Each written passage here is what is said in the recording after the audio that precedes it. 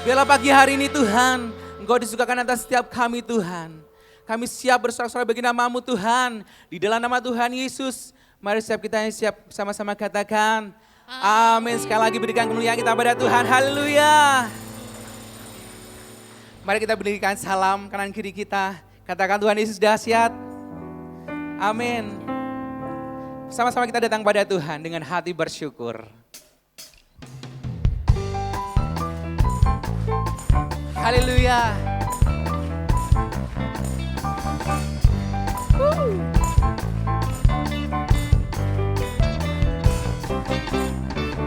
Datang pada Tuhan dengan sorak-sorai.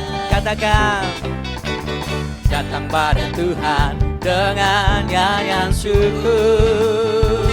Sebab Dia Raja dan Tuhan, Allah yang berkuasa, kemuliaan hanya bagi Dia. Datang pada Tuhan, datang pada Tuhan dengan sorak-sorai. Datang pada Tuhan dengan nyanyian syukur. Sebab Dia Raja dan Tuhan, Allah yang berkuasa, kemuliaan hanya bagi Dia. Ku mau beri korban syukur padanya setiap waktu. Amin. Ku mau memuji Tuhan selalu seumur hidupku. Ku mau bersorak-sorakan, hey, dan menari di hadapannya.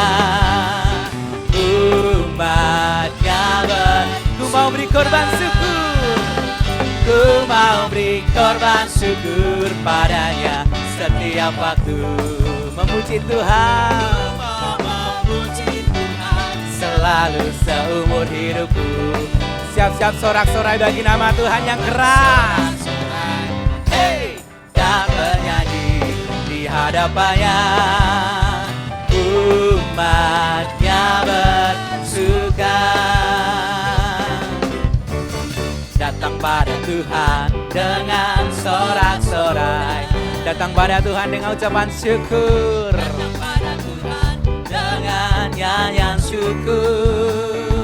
Sebab Dia Raja dan Tuhan, Allah yang berkuasa, kemuliaan. Sekali lagi katakan, datang pada Tuhan. Datang pada Tuhan dengan sorak-sorai. Haleluya. Datang pada Tuhan dengan nyanyian syukur. Sebab Dia siapa? Dan Tuhan, Allah yang berkuasa, kemuliaan hanya bagi Dia. Ku mau beri korban syukur padanya setiap waktu. Ku mau memuji Tuhan selalu seumur hidupku. Siap-siap sorak-sorai bagi nama Tuhan yang keras. Sorakan, hey, dan bernyanyi di hadapannya.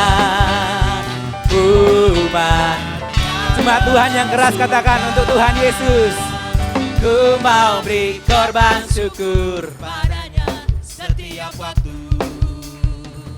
Ku mau memuji Tuhan selalu seumur hidupku. Siap-siap berteriak dengan keras ya. Ku mau bersorak-sorai, hey, dan bernyanyi di hadapannya. Umatnya sekali lagi katakan, ku mau beri korban syukur. Padanya setiap waktu.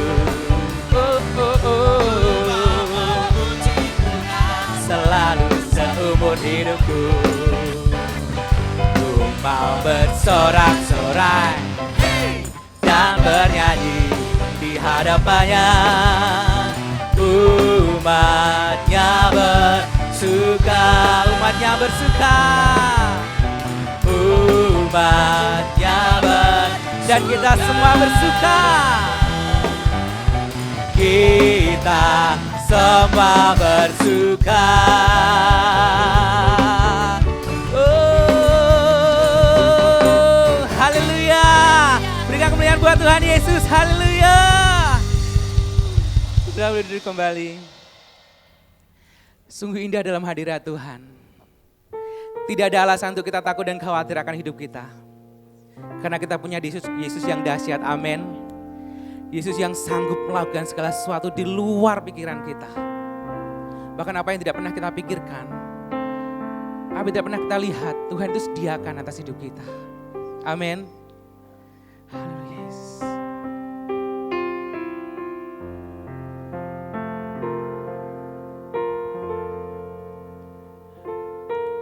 Ini setiap kami Tuhan.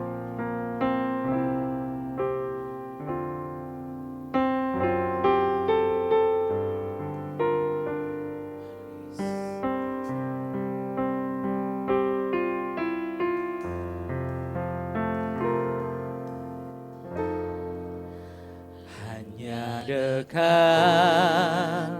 Allahku, rasa tenang hatiku, Kau sertai jalanku sepanjang hidupku, hanya dekat padamu. Hanya dekat padamu ada kekuatan baru. Kaulah perlindunganku, keselamatanku. Ku ingin selalu bersekutu denganmu, menikmati hadiratmu. Biarkan Roh-Mu tinggal dalam hidupku. Sungguh indah bersamamu. Ku ingin selalu bersekutu denganmu, menikmati hadiratmu. Biarkan Roh-Mu tinggal dalam hidupku. Sungguh indah bersamamu selamanya. Hanya dekat padamu Tuhan, hanya dekat Allahku, rasa tenang hatiku, Kau sertai jalanku sepanjang hidupku. Hanya dekat padamu Tuhan. Kau sumber kekuatan kami Tuhan, Kau sumber pengharapan kami.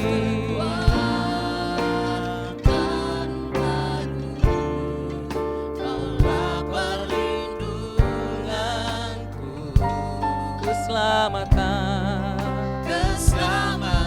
Oh, ku ingin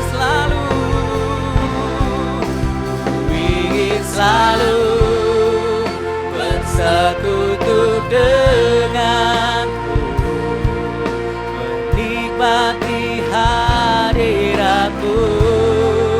Biarkan Roh-Mu tinggal dalam hidupku. Sungguh indah bersama. Ku ingin selalu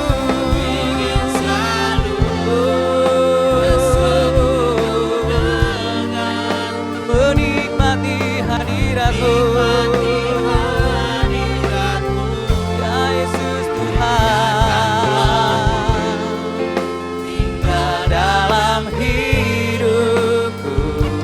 Mari sama-sama kita bangkit berdiri, Kita mau nyatakan, sama-sama kita mau nyatakan pada Tuhan. Kami selalu, oh Tuhan, menikmati hadirat-Mu Tuhan.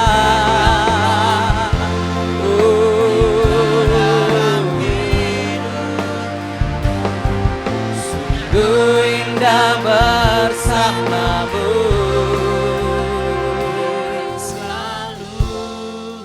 bersekutu denganmu, menikmati hadiratmu. Penuhi setiap kami Tuhan, penuhi setiap kami Yesus, mengalir Roh-Mu atas kami Tuhan. Kami ingin selalu,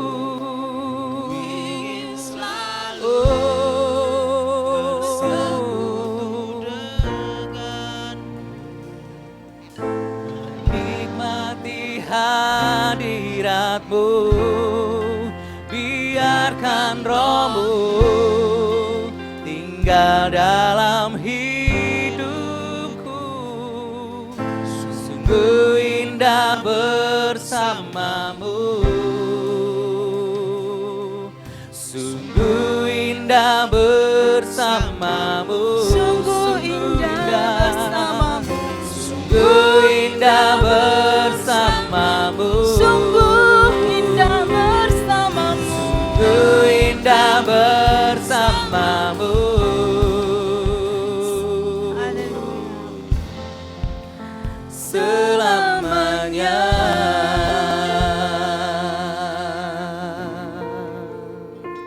Haleluya.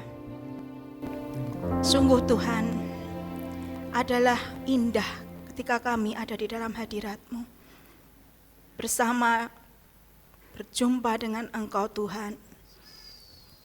Menikmati hadirat-Mu adalah bagian yang terbaik dalam hidup kami. Kami bersyukur kalau pagi hari ini kami boleh ada bersama-sama di tempat ini Bapa. Boleh menaikkan segala pujian, ucapan syukur kami kepadamu untuk semua kebaikan Tuhan di dalam hidup kami. Kami bersyukur pagi hari ini kami boleh ada di tempat ini dengan tubuh yang sehat, dengan sukacita dan damai sejahtera yang daripada Tuhan. Untuk kami boleh kembali bersama-sama belajar kebenaran firman Tuhan. Terima kasih Bapa.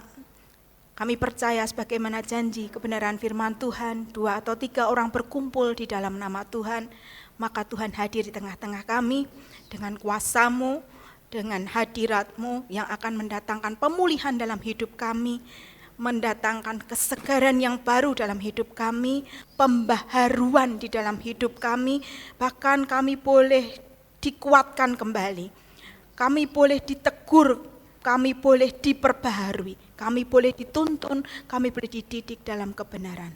Terima kasih Bapa, kami percaya Engkau mengurapi kami semua, sehingga kami boleh belajar kebenaran firman Tuhan, dan kami boleh mengerti kebenaran firman Tuhan.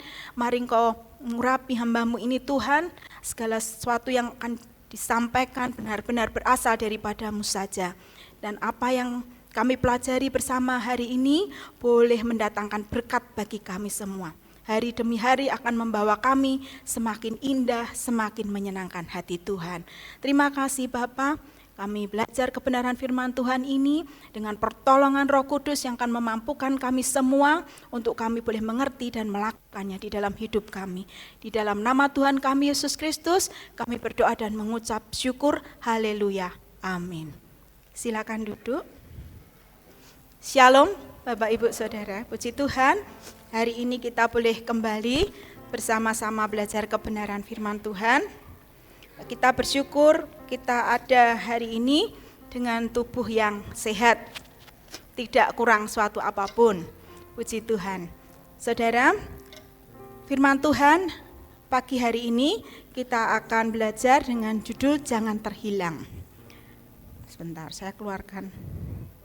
Nah, jangan terhilang.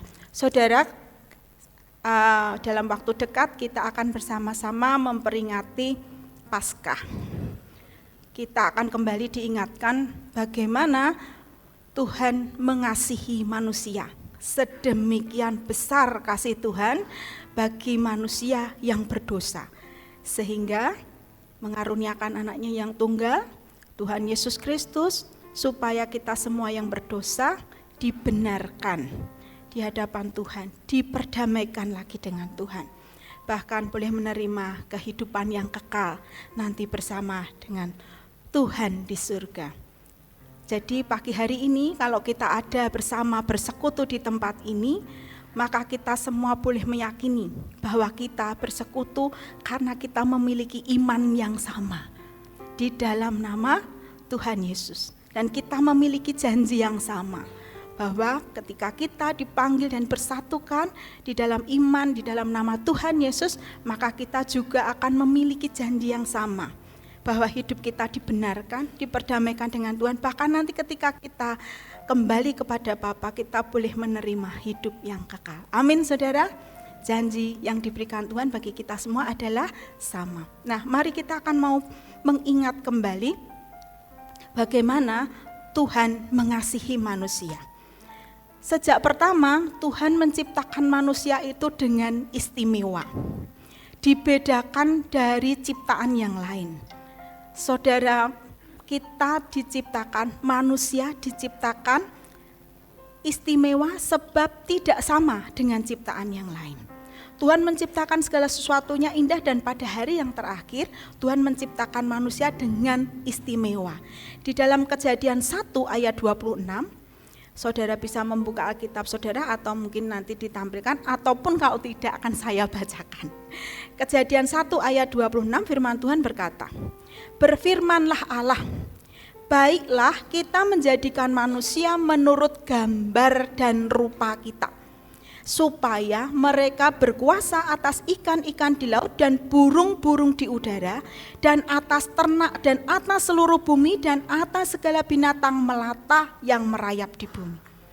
Saudara, Tuhan menciptakan manusia secara istimewa, khusus dengan kondisi yang istimewa, serupa segambar dengan Allah. Segambar itu berarti wujud dan kemampuannya. Sedangkan serupa itu berarti mirip di dalam tingkah laku, kepribadian, dan karakter. Begitu istimewanya Tuhan menciptakan manusia. Dengan tujuan apa saudara? Mengapa manusia diciptakan sedemikian istimewa? Sebab Tuhan ingin melalui kehidupan manusia, manusia dapat mencerminkan kuasa dan kemuliaan Tuhan. Sebab di dalamnya serupa, Tuhan menciptakan manusia serupa dan segambar dengan Allah, mencerminkan kuasa dan kemuliaan Tuhan. Akan tetapi kita mendapati ternyata manusia pertama yang diciptakan dengan kondisi yang istimewa itu pun jatuh ke dalam dosa.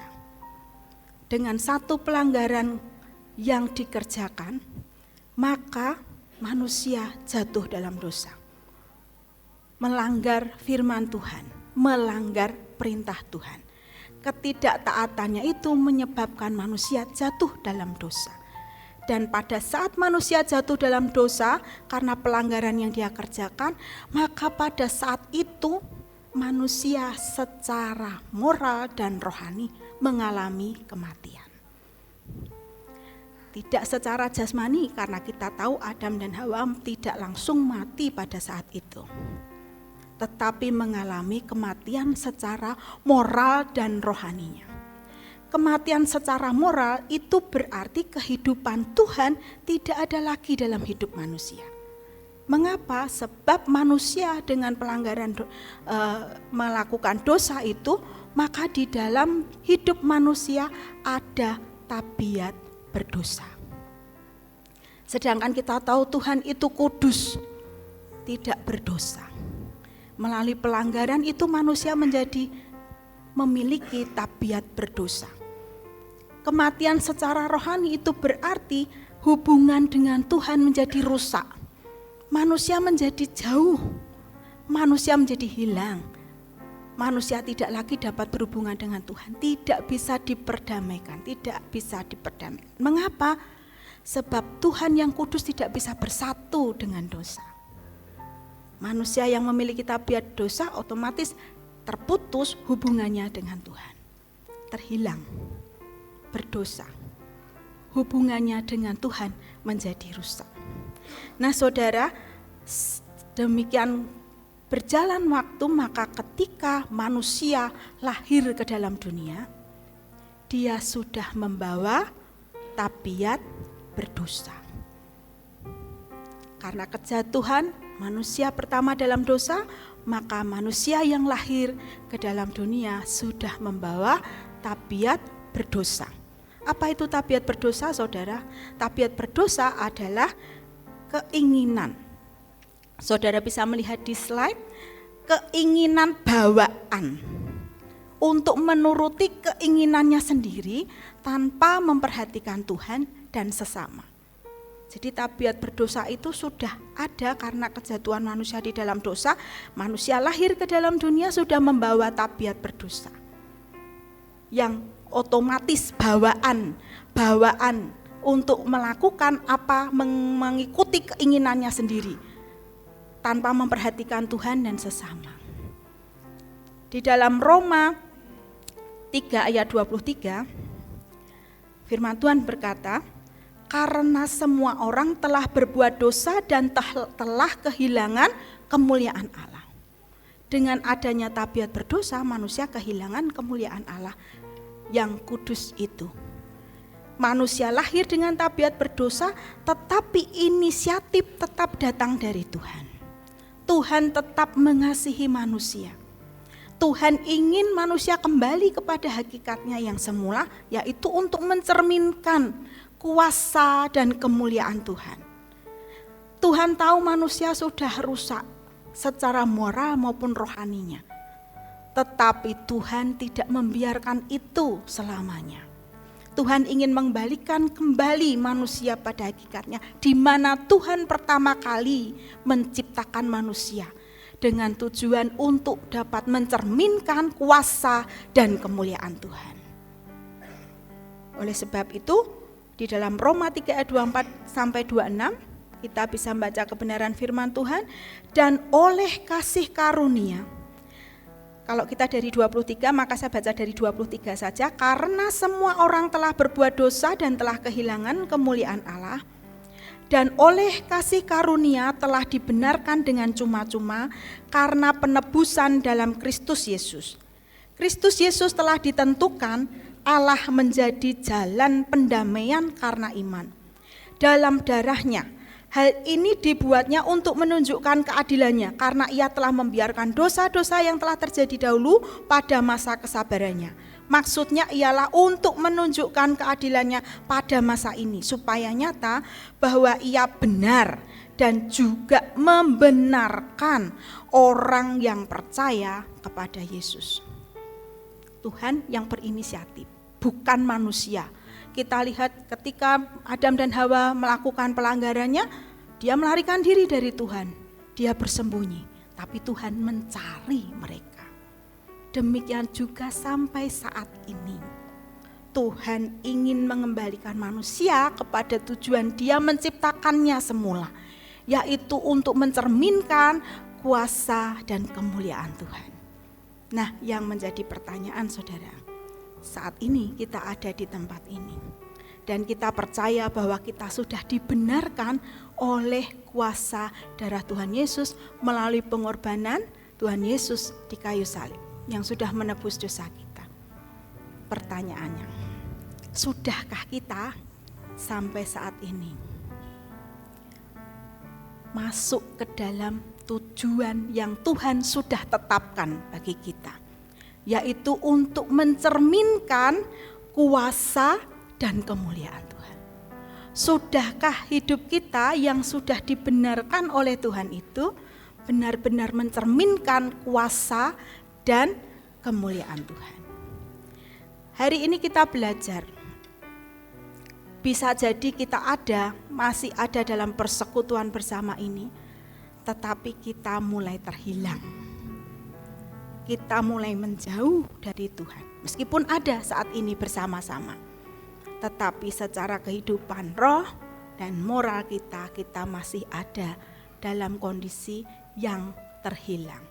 Mari kita belajar bersama-sama di dalam Lukas 15. Ini perumpamaan yang sering kali dibahas dan kita sering kali mengulang-ulangnya. Lukas 15 ayat 11 sampai 32. Ini tentang perumpamaan anak yang hilang. Saudara, kalau boleh saya bertanya, dalam perumpamaan ini, yang dibicarakan sebagai anak terhilang adalah anak yang bungsu. Menurut saudara, yang terhilang di dalam perumpamaan ini, berapa orang? Siapa yang setuju hanya anak bungsu saja yang hilang? Oh, tidak ada. Siapa yang setuju kalau anak bungsu dan anak sulung kedua-duanya terhilang? Nah, kita akan belajar bersama-sama mengapa anak bungsu dan anak sulung di dalam perumpamaan ini terhilang. Dari anak bungsu terlebih dahulu. Kita melihat di Lukas 15 ayat 12 sampai 14. Kata yang bungsu kepada ayahnya, "Bapak, berikanlah kepadaku bagian harta milik kita yang menjadi hakku." Lalu ayahnya membagi-bagikan harta kekayaan itu di antara mereka. Beberapa hari kemudian anak bungsu itu menjual seluruh bagiannya itu lalu pergi ke negeri yang jauh. Di sana ia memboroskan harta miliknya itu dengan berfoya-foya. Setelah dihabiskannya semuanya timbullah bencana kelaparan di dalam negeri itu dan ia pun mulai melarat. Saudara, seperti yang saya tulis di slide, itu harta kekayaan yang dicantumkan di sini secara harfiah memang kehidupan anak bungsu itu, kehidupan. Sebab dari situ sumber nafkahnya. Nah, kita melihat di ayat 12 sampai 14, kita melihat bagaimana sikap anak bungsu itu. Sikap anak bungsu itu adalah mementingkan dirinya sendiri. Dia meminta kepada bapaknya harta yang menjadi haknya. Dia mementingkan diri sendiri, lalu kemudian dia pergi menjauh, meminta haknya yang menjadi bagiannya itu, harta ayahnya yang menjadi haknya, bagiannya, lalu dia pergi ke negeri yang jauh. Untuk apa, saudara? Menghambur-hamburkan harta yang menjadi haknya itu. Sikap anak bungsu adalah menggambarkan bagaimana dia mementingkan dirinya sendiri, menjauh dari kasih Bapa, tidak lagi ada di dalam persekutuan bersama dengan Bapaknya, tidak ada lagi di dalam kekuasaan Bapaknya. Kadang kita berpikir kita masih baik-baik saja karena kita masih ada dalam persekutuan yang sama. Saya tidak menjauh dari ibadah. Kadang kita berpikir menjauh dari Tuhan itu berarti meninggalkan ibadah. Ya, itu memang menjauh dari Tuhan. Tetapi bukan berarti ketika kita ada dalam persekutuan kita tidak terhilang. Bisa jadi kita ada dalam persekutuan, aktif dalam setiap kegiatan rohani yang ada. Tetapi sikap anak bungsu ada dalam diri kita. Merasa hidup itu menjadi hak saya. Apa yang ada yang Tuhan beri dalam hidup saya itu hak saya untuk saya gunakan. Mementingkan diri kita sendiri. Menjauh dari kasih Tuhan. Hidup cuma sekali, untuk apa tidak dinikmati. Yang penting saya tetap ada di gereja setiap ibadah. Apa yang saya punya bisa saya nikmati. Itu hak saya. Saya yang penting masih aktif dalam setiap kegiatan.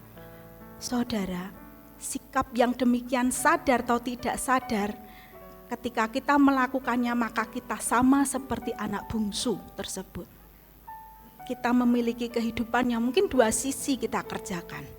Yang satu nampak ada dalam setiap kegiatan rohani yang dikerjakan kita, tetapi di sisi lain kita mementingkan diri kita sendiri. Masih mengejar apa yang menjadi kesenangan kita.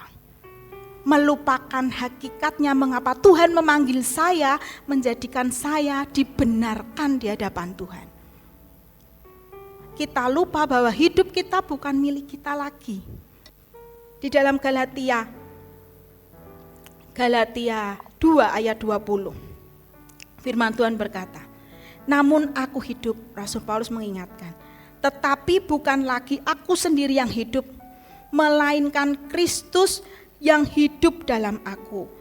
Dan hidupku yang kuhidupi sekarang di dalam daging adalah hidup oleh iman dalam Anak Allah yang telah mengasihi aku dan menyerahkan dirinya untuk aku. Kita ada di sini saudara, dalam persekutuan yang kegiatan rohani. Tapi masihkah dalam kehidupan kita sesungguhnya kita betul-betul menghidupinya karena kita tahu hakikat kita hanya mencerminkan kuasa dan kemuliaan Tuhan? Atau kita masih berpikir ini hak saya untuk hidup, menikmati keinginan yang saya? Saat ini mungkin kita masih ada, tetapi semakin kita terikat dengan kesenangan kita, keinginan kita, memuaskan apa yang menjadi kemauan kita, keinginan kita, maka sejatinya kita sudah mulai menjauh dari persekutuan dengan Bapa. Hidup anak bungsu bergantung kepada apa yang dia punya saat itu. Apa yang ada pada dia yang menurut dia itu adalah haknya untuk digunakan. Adalah haknya untuk dikerjakan. Adalah haknya untuk melakukan seperti yang dia mau.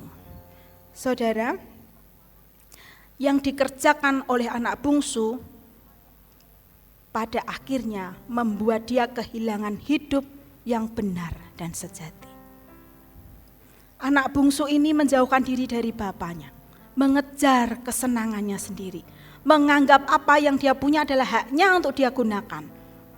Tidak memikirkan bapaknya lagi. Tidak memikirkan kehidupannya bersama bapaknya lagi, tidak, karena dia ingin mengejar apa yang menjadi keinginannya, memuaskan apa yang menjadi keinginannya. Sesungguhnya saat itu dia kehilangan hidup yang benar dan sejati. Dia yang tadinya bersama bapaknya, bermartabat, terhormat, mulia, karena ada bersama dengan bapaknya. Dia membawai semua pekerja-pekerja bapaknya.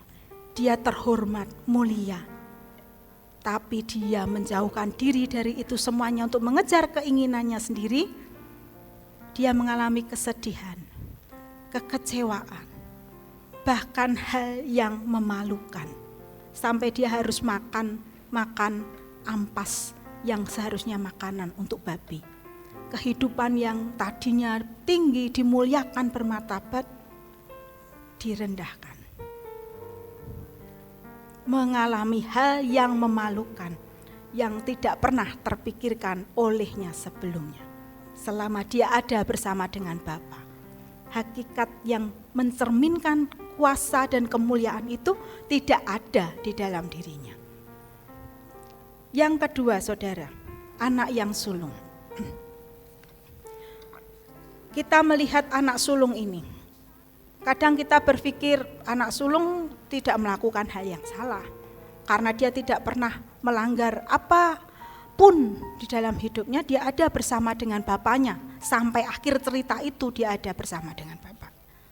Tetapi kita melihat di ayat 29 sampai 30. Tetapi ia menjawab ayahnya, katanya, telah bertahun-tahun aku melayani Bapa. Telah bertahun-tahun aku melayani Bapa dan belum pernah, tekanannya kan begitu saudara, belum pernah aku melanggar perintah Bapa. Tetapi kepadaku belum pernah Bapa memberikan seekor anak kambing untuk bersukacita dengan sahabat-sahabatku. Tetapi baru saja datang anak Bapa yang telah memboroskan harta kekayaan Bapa bersama-sama dengan pelacur-pelacur, maka Bapa menyembelih anak lembu tambun itu untuk dia. Saudara, anak sulung ini menganggap dirinya benar. Wah, aku gak pernah salah. Aku gak pernah melanggar, aku mengabdi dengan sungguh-sungguh. Aku melakukannya dengan benar, berusaha sekeras mungkin supaya Bapak ngerti. Aku ini melakukannya dengan sungguh-sungguh, gak pernah salah. Tidak pernah melakukan hal yang tidak berkenan di hadapan Bapa. Si sulung merasa dirinya benar. Hidupnya bergantung kepada perbuatan baiknya itu loh. Aku sudah begini Bapak, aku itu begini Bapak, tidak lihat. Kambing saja gak pernah dikasih buat aku, itu anak lembu yang dikasih. Nggak lihat, aku tuh nggak pernah salah. Kira-kira begitu nek coro saya ngomong gitu. Nggak ngerti nggak ngerti gitu ya. Kadang saya mencelik-celik kan apa yang saya kerjakan tuh kepada anak saya begitu. Nggak tahu, nggak pernah ngerti seperti itu. Untuk menyangatkan betapa dirinya sudah benar. Saudara, kalau kita melihat sebelum perumpamaan tentang anak yang hilang di bagian atas itu ada 2 perumpamaan lagi. Perumpamaan tentang domba yang hilang dan perumpamaan tentang dirham yang hilang. Perumpamaan-perumpamaan ini disampaikan Tuhan Yesus untuk mengecam orang Farisi. Mengapa? Sebab orang Farisi tidak memahami hakikat keselamatan yang ditawarkan oleh Tuhan Yesus. Mereka marah ketika Tuhan Yesus ada bersama-sama dengan orang berdosa. Padahal Tuhan Yesus datang ke dunia tujuannya supaya orang yang berdosa itu kembali kepada Bapa. Tetapi orang Farisi gak menyukai hal itu.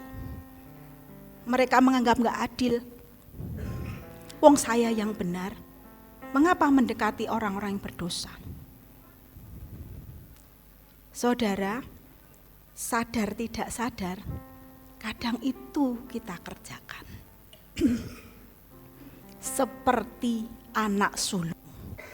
Menganggap diri kita sudah benar. Menganggap kita sudah melakukan segala sesuatunya dengan sungguh-sungguh, tidak pernah melanggar perintah Tuhan, sehingga kita lupa hakikat kenapa Tuhan Yesus datang ke dalam dunia. Adalah hak semua orang untuk menerima berkat keselamatan itu. Adalah hak semua orang untuk dapat menerima pemulihan dari Tuhan. Tetapi kadang kita berpikir, hidup saya lebih benar. Mengapa itu mendapatkan pemulihan yang demikian? Tidak melihat saya. Kita lupa bahwa kehidupan kita yang benar itu pun tadinya berasal dari yang tidak benar, saudara. Kita kondisinya sama-sama orang berdosa dulunya. Dan kalau saat ini kita benar-benar hidup dalam kebenaran, itu baik bagi kita. Yang menjadi tidak baik ketika kita bergantung kepada tindakan kita sendiri. Lupa kepada keinginan Tuhan. Lupa bahwa ketika kita menjadi baik itu pun bukan karena kuat dan gagah kita. Tetapi karena kemurahan Tuhan yang bekerja dalam hidup kita. Apa hebatnya kita tanpa Tuhan? Di Efesus 2 ayat 8 dan 9 firman Tuhan mengingatkan kepada kita. Sebab karena kasih karunia kamu diselamatkan oleh iman. Itu bukan hasil usahamu, tetapi pemberian Allah. Itu bukan hasil pekerjaanmu. Jangan ada orang yang memegahkan diri. Gak ada alasan bagi kita memegahkan diri kita, menganggap diri kita lebih benar. Karena hidup saya benar. Roma 3 ayat 27 firman Tuhan berkata, jika demikian apakah dasarnya untuk bermegah? Tidak ada. Berdasarkan apa? Berdasarkan perbuatan? Tidak. Melainkan berdasarkan iman. Kita ada di sini karena iman yang sama. Amin, saudara. Kesempatan kita untuk mengalami pemulihan itu sama. Kasih kemurahan Tuhan bekerja atas hidup kita sama. Setiap orang memiliki hak yang sama. Di dalam 1 Korintus 15 ayat 10 firman Tuhan mengingatkan kepada kita. Tetapi karena kasih karunia Allah aku, Rasul Paulus menuliskan demikian, adalah sebagaimana aku ada sekarang. Dan kasih karunia yang dianugerahkannya kepadaku tidak sia-sia. Kita berperilaku benar, bersikap benar, itu berarti kasih karunia Tuhan tidak sia-sia. Tetapi sebaliknya, aku telah bekerja lebih keras dari mereka semua, tetapi bukannya aku, melainkan kasih karunia Allah yang menyertai aku. Ketika kita hidup benar, itu baik. Ketika kita tidak melanggar firman Tuhan, itu sangat baik.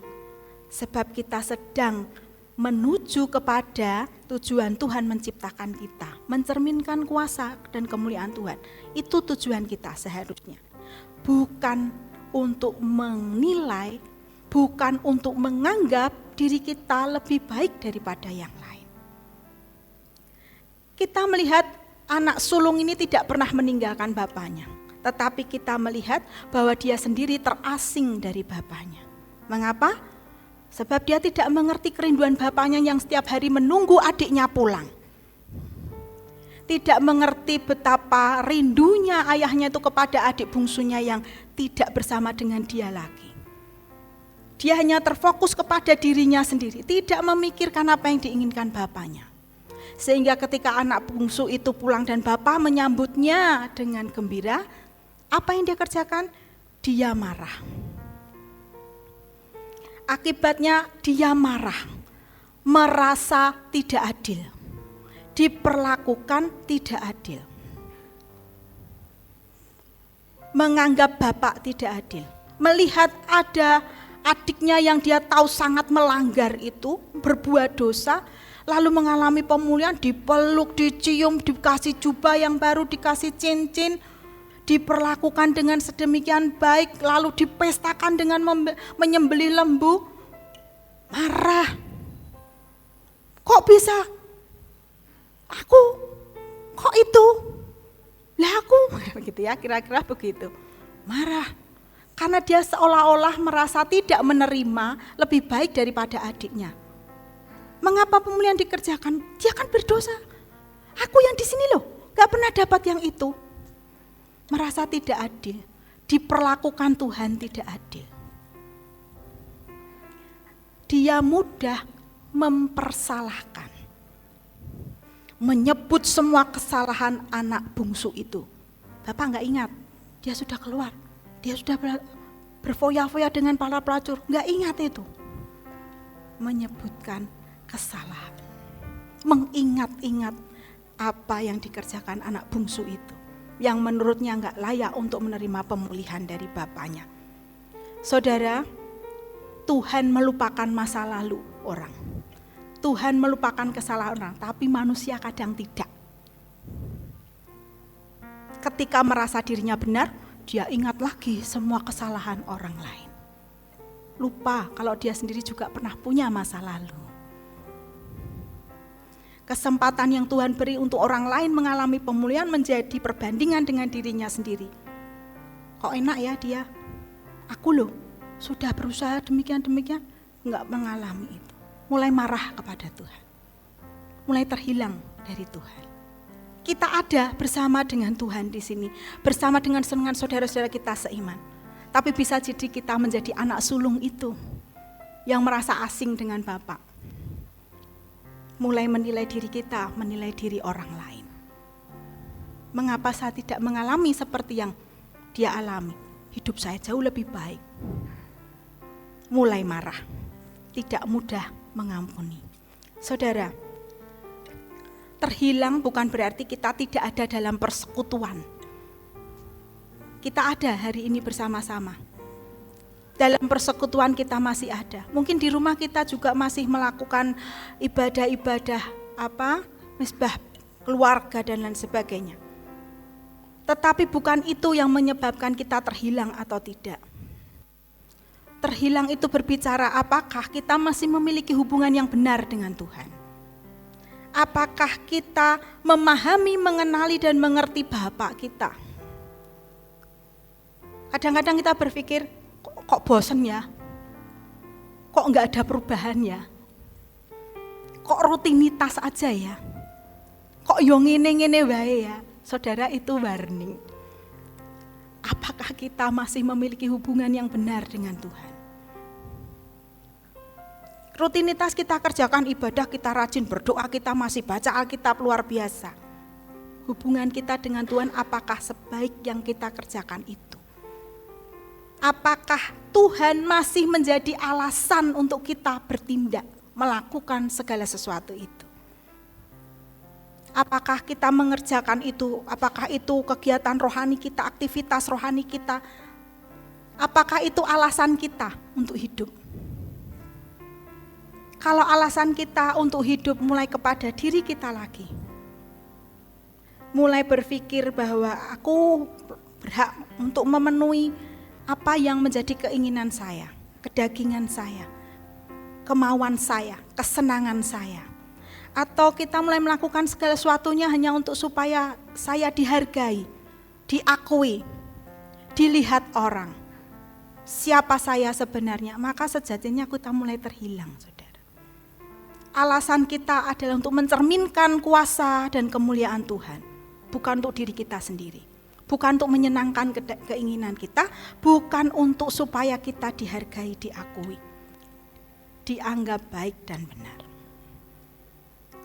Apakah kita masih menilai hidup berdasarkan kasih kemurahan Tuhan atau berdasarkan ukuran kita sendiri? Kita terhilang bukan secara jasmani, tetapi secara roh kita. Apakah yang saya kerjakan itu masih kita ukur dengan ukuran kita? Menghitung segala sesuatu yang kita kerjakan sebagai jasa yang harus mendapat upah. Apakah upah itu untuk kesenangan kita sendiri ataukah upah itu untuk penghargaan yang daripada Tuhan? Mulai menghitung, aku wes begini loh Tuhan, aku udah rajin loh Tuhan, aku sudah begini loh Tuhan. Maka kita menuntut upah kita. Kita mengerjakannya bukan karena supaya ini tujuan Tuhan tercapai, mencerminkan kuasa kemuliaan Tuhan, tapi supaya mendapatkan sesuatu dari Tuhan seperti yang kita inginkan. Menghitungnya sebagai jasa. Apa yang dikerjakan harus didapatkan sesuai apa yang kita mau. Sadar tidak sadar kadang kita seperti itu, sehingga kita mudah kecewa, mudah sakit hati, mudah menjauh dari Tuhan. Saudara, anak bungsu dan anak sulung sama-sama, keduanya terhilang. Lupa arti sesungguhnya dia menjadi anak Bapa itu loh. Lupa sejatinya bahwa saya ada bersama Bapa itu untuk mencerminkan Bapa saya. Tapi sama seperti perumpamaan yang kita baca di ayat yang ke-20, Bapa menunggu kita kembali. Setiap hari dia tunggu di pinggir di jalan di mana dia menantikan anak bungsunya pulang itu setiap hari. Sehingga ketika anak bungsu itu dari jauh dia bisa melihatnya. Dia tahu itu anaknya, dia lari mendapatkannya terlebih dahulu. Itu kerinduan Bapa sama seperti ketika menantikan kita kembali pada hakikat kita. Bapa sedang menunggu kita kembali ke tempat yang sesungguhnya. Saudara, ada sebuah lagu. Lagu ini sudah lama. Mungkin saudara yang seusia saya atau yang adik-adik saya sedikit ingat lagu ini. Ini Jangkau Anak Muda, lagu dari Jangkau Anak Muda. Saya sangat-sangat diberkati dengan lagu ini. Mengapa? Sebab saya jadi tahu. Saya jadi semakin diingatkan dan menyadari bahwa ada seseorang yang memperhatikan hidup saya. Apapun yang saya alami, apapun yang saya kerjakan, ada seseorang yang memperhatikan saya dan mengasihi saya tanpa batas. Tidak ada seberapa bersalahnya saya, seberapa menyesalnya saya untuk semua tindakan yang saya kerjakan, ada orang yang menerima saya dengan cinta yang sungguh-sungguh. Saya akan coba nyanyikan tanpa musik ya, a cappella. Saudara bisa memperhatikan terjemahannya saja. Ini diterjemahkan agak lebih dibikin puitis sehingga mudah dinikmati dan dimengerti. Lagunya begini. Someone cares and always will. The world forgets you, but God loves you still.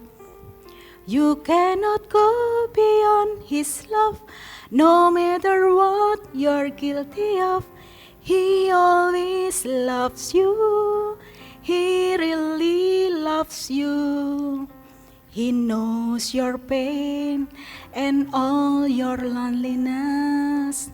His watchful eyes know every path you've made. You cannot go beyond His love, no matter what you're guilty of. He will do miracle for you right here, right now. Ada yang gremeng-gremeng berarti bisa menyanyikannya. Lagu ini sangat memberkati saya. Apapun yang saya alami, apapun kesalahan saya, ada Bapak yang menunggu saya. Nah saudara, mari kita periksa hati kita, hidup kita saat ini. Kalau kita itu merasa, oh saya baik-baik saja, saya enggak ada masalah. Mari coba selidiki lebih dalam. Mari mencoba untuk menemukan jalan pulang. Di dalam Lukas 15 ayat 17. Lalu ia menyadari keadaan anak bungsu. Katanya, betapa banyaknya orang upahan Bapakku yang berlimpah-limpah makanannya, tetapi aku di sini mati kelaparan. Saudara, untuk bisa kembali kepada Bapa, kepada tempat di mana kita dapat mencapai tujuan yang Tuhan sudah tetapkan buat kita. Tujuan kita semula diciptakan Tuhan, maka yang harus kita lakukan adalah menyadari keberadaan kita. Selama kita tidak menyadari keberadaan kita, selamanya kita tidak akan bisa mengalami hubungan yang baik dengan Tuhan. Ora apa-apa, begini saja sudah baik. Aku loh melakukan ini saja yang tidak berkenan di hadapan Tuhan, aku masih diberkati. Enggak apa-apa, hidup saya kok enggak masalah. Selama kita merasa diri kita tidak apa-apa, baik-baik saja, kita tidak akan menyadari keberadaan kita. Kalau kita terhilang. Atau kita mungkin berpikir, aku enggak salah, enggak melanggar. Wah kayak sing melanggar itu ketok, yang ketok saja enggak diapa-apain. Saya kan lebih baik. Menyadari keberadaan kita yang baik lalu mulai menilai orang lain, itu pun tidak akan membuat kita dapat menyadari keberadaan kita yang membutuhkan kasih kemurahan Tuhan itu. Dan kita tidak akan bisa menemukan jalan pulang selama kita tidak menyadari keberadaan kita. Dan yang dapat menyadarkan kita keberadaan kita, apakah kita itu anak sulung atau anak bungsu, itu hanya Roh Kudus. Maka saudara, ketika Roh Kudus menyentuh hati kita, mengingatkan kita, jangan pernah mengeraskan hati. Jangan tolak, jangan deny. Enggak, aku enggak begitu. Enggak Tuhan. Selama Roh Kudus mengingatkan hidup saudara, jangan pernah menutup hati saudara. Jangan pernah mengeraskan hati saudara.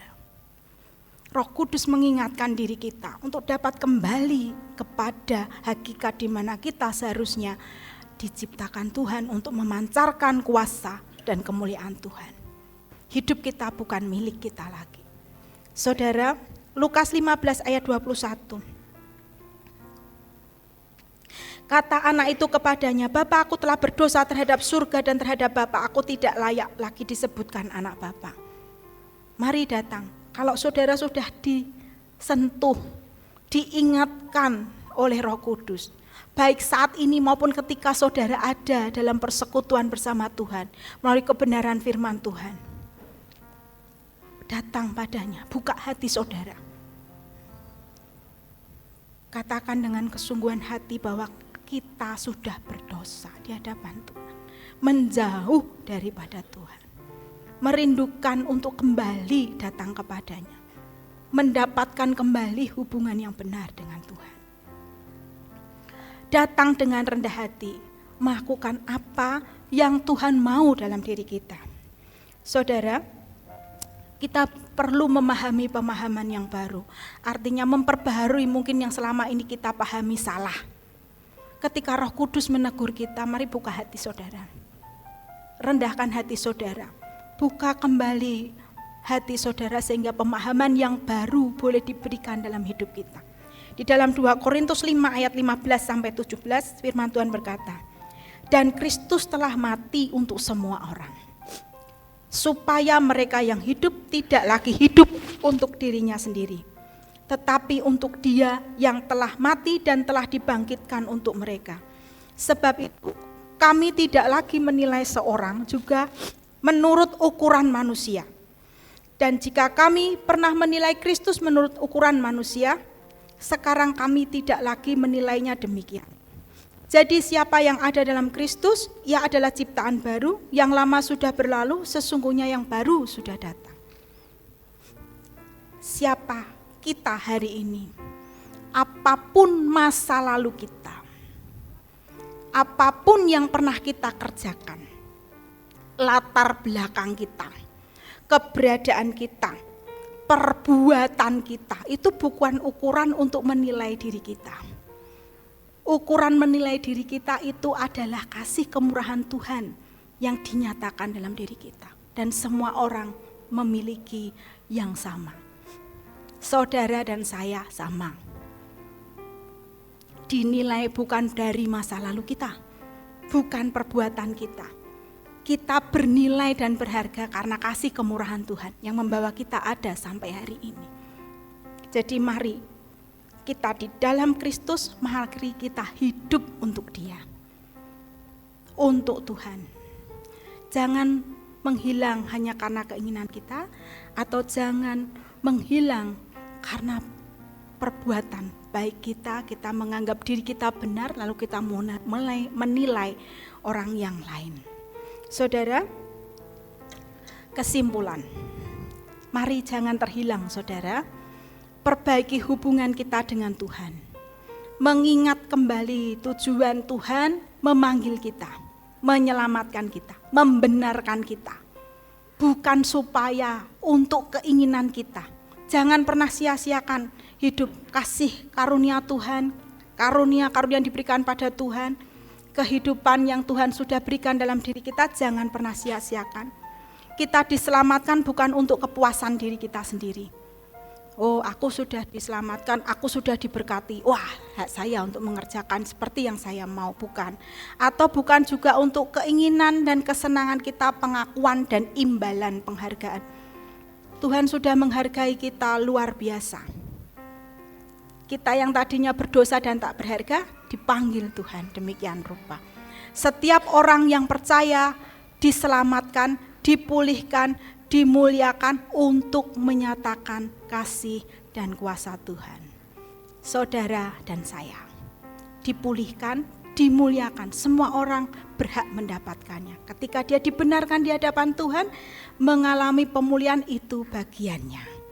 Sebab dengan percaya kepada Tuhan, kembali kepada Bapa, maka Bapa memulihkan hidup kita semua, memancarkan kuasa dan kemuliaan Tuhan. Amin saudara. Mari kita bangkit berdiri. Kita akan pujikan sebuah lagu. Bawa hati saudara di hadapan Tuhan.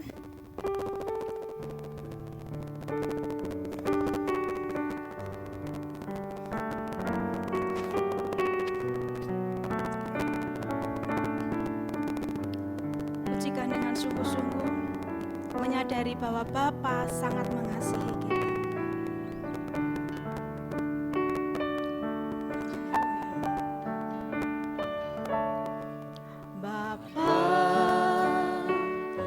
Besar sungguh kasih setiamu, nyata sungguh perlindunganmu, tak satu kuasa mampu pisahkan aku dari kasih-Mu.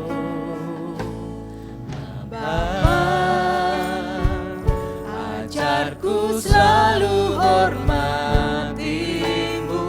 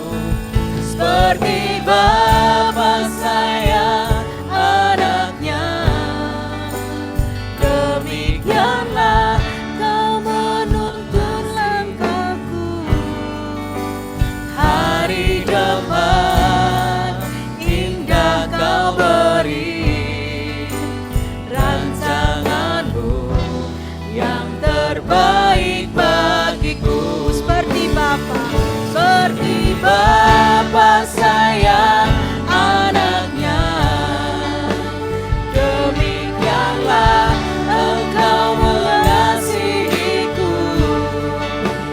Kau jadikan biji matamu, Kau berikan semua yang ada padamu. Seperti Bapa sayang anaknya, demikianlah Kau menuntun langkahku. Hari depan indah Kau beri, amin. Rancanganmu yang terbaik bagi. sekali lagi seperti Bapa, Seperti Bapa sayang anaknya, demikianlah Engkau mengasihiku. Kau jadikan biji matamu, Kau berikan semua yang ada padamu. Seperti Bapa sayang anaknya, demikianlah Kau menuntun langkahku. Hari depan indah Kau beri, amin.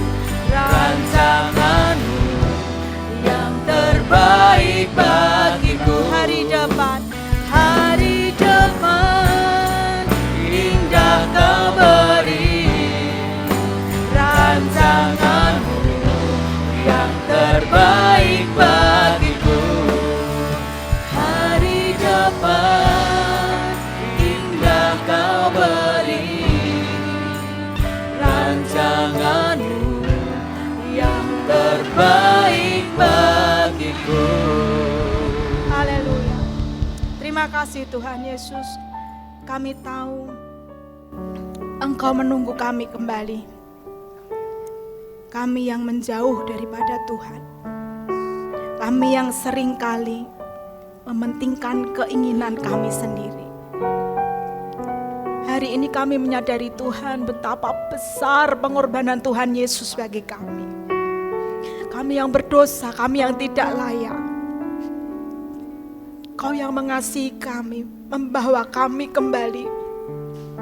Kami dibenarkan, kami diperdamaikan dengan Tuhan. Kami menjadi mulia dan berharga. Bukan kuat dan gagah kami, bukan karena perbuatan baik kami, hanya oleh kasih karunia-Mu saja. Kami ada hari ini, sampai hari ini kami ada. Itu semua karena kasih kemurahan Tuhan. Ampunkan kami Tuhan, yang dalam kehidupan kami sehari-hari kami kadang melupakan keberadaan kami, keberadaan Tuhan di dalam hidup kami. Kami masih mengejar keinginan kami sendiri. Kami masih memuaskan keinginan daging kami. Kami mengabaikan Tuhan. Kami mengabaikan tujuan Tuhan dalam hidup kami. Kami menganggap segala sesuatu yang Tuhan beri dalam hidup kami adalah hak untuk kami menggunakannya. Ampunkan kami yang seringkali kami merasa benar untuk semua apa yang sudah kami kerjakan. Kami melupakan bahwa ketika kami mampu hidup benar itu pun karena kasih kemurahan Tuhan dalam hidup kami. Bukan karena kuat dan gagah kami. Kami tidak mampu hidup benar selama Tuhan tidak pernah menyertai kami. Kami tidak bisa berdiri dengan kekuatan kami sendiri. Ampunkan kami. Kesombongan kami menyebabkan kami merasa berhak untuk menilai orang lain. Ampunkan kami karena kebenaran kami sendiri, kami menganggap Tuhan seringkali tidak adil kepada kami. Ampunkan kami yang seringkali terhilang meskipun kami ada di dalam persekutuan bersama Bapa. Mari Tuhan, Roh Kudus yang menolong kami. memperbaharui hidup kami. Kami mau kembali kepada panggilan Tuhan, untuk kami boleh memancarkan kuasa dan kemuliaan Tuhan. Melalui hidup kami, maka kehidupan Kristus dinyatakan. Kami mengerjakan segala sesuatu karena kami mengasihi Engkau, bukan karena keinginan kami sendiri. Terima kasih Bapa, kami mengucap syukur untuk kebaikan Tuhan. Kami mengucap syukur untuk kesempatan yang masih Tuhan beri kepada kami untuk memperbaiki hidup kami. Mampukan kami Tuhan, kami yakin, kami percaya Roh Kudus yang akan menolong kami.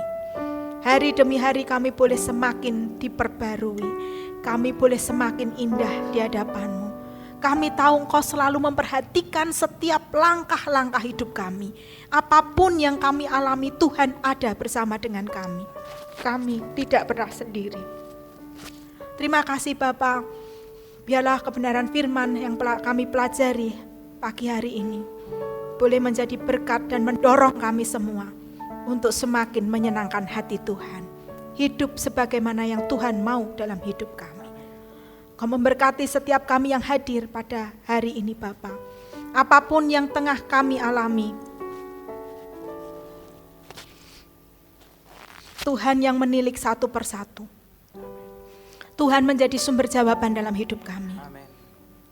Biarlah Tuhan yang menguatkan kami, memulihkan kami, menghibur kami, memperbarui hidup kami, menyegarkan kami kembali. Roh kami boleh kembali menyala-nyala di hadapan Tuhan. Terima kasih Bapa, terima kasih. Segala puji, hormat, syukur kami naikkan hanya di dalam nama Tuhan kami, Yesus Kristus. Haleluya. Amin. Silakan duduk. Tidak ada pengumuman tambahan, kita akhiri ibadah ini dengan bangkit berdiri dan kita akan berdoa.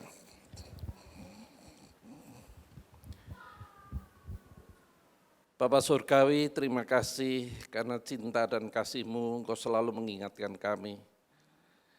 Mungkin kami tidak merasa terhilang jauh, tetapi kami mungkin terhilang di dalam rumah Bapa. Kami tidak menyadari panggilan pengorbanan-Mu adalah untuk memulihkan hidup kami, menjadi serupa dengan gambaran-Mu. Karena kami adalah ciptaan seperti Engkau sendiri. Terima kasih Tuhan, Engkau mengingatkan. Dan kami bersyukur karena Engkau selalu mengingatkan apa yang menjadi kehendak Allah dalam hidup kami lewat kebenaran-kebenaran firman yang kami dengar selama ini. Itulah bukti cinta kasih Bapa yang tidak pernah hilang atas hidup kami, supaya kami boleh menjadi seperti yang Kau inginkan. Terima kasih Tuhan, dan berkati hamba-Mu, Ani yang sudah menjadi berkat. Engkau terus berikan hikmat pewahyuan, menjadi alat-Mu yang baik, untuk menyampaikan apa yang menjadi isi hati-Mu. Dan kami percaya setiap kami yang hadir pada petang hari ini, kami sungguh beruntung karena kami diingatkan apa yang menjadi kehendak Allah dalam hidup kami. Dan akhirnya kalau sebentar kami mengakhiri ibadah ini untuk kembali ke tempat kami masing-masing, kami percaya sebagai anak Allah kami punya pengawal, yaitu malaikat yang melindungi kami dari yang jahat. Sehingga kami semua boleh pulang dalam perlindungan Tuhan dan pengawalan malaikat yang menyertai kami, baik yang di dalam kota maupun yang akan keluar kota. Sehingga kami semua boleh tiba di tempat tujuan kami masing-masing dengan selamat, tak kurang suatu apapun. Kami akhiri ibadah ini dengan penucapan syukur di dalam nama Tuhan Yesus. Sekarang Bapak Ibu semua pulanglah dengan berkat dari Allah Bapa, kasih setia dari Tuhan Yesus, dan tentunya pimpinan pertolongan Roh Kudus yang menyertai, membimbing, menuntun, membawa kehidupanmu di dalam rencana Allah yang luar biasa. Terimalah berkat ini dengan iman di dalam nama Tuhan Yesus. Setiap kita yang percaya katakan amin. Tuhan memberkati, sampai ketemu lagi.